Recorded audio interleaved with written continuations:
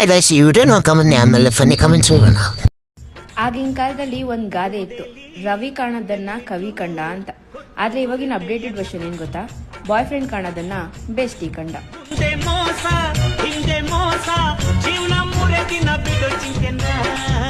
तो चलिए शुरू करते हैं. ಇದು ಈಗ ಅಪ್ಡೇಟ್ ವರ್ಷನ್. ಗಂಡ ಕಾಣದ್ದನ್ನು ಮೆಂಡ ಕಂಡ, ಕೈ ಸತ್ಯ.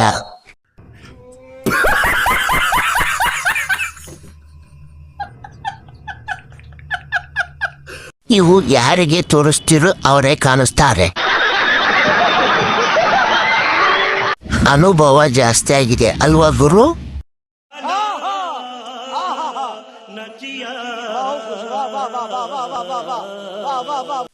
ಏನದು ಕಾಣೋದು?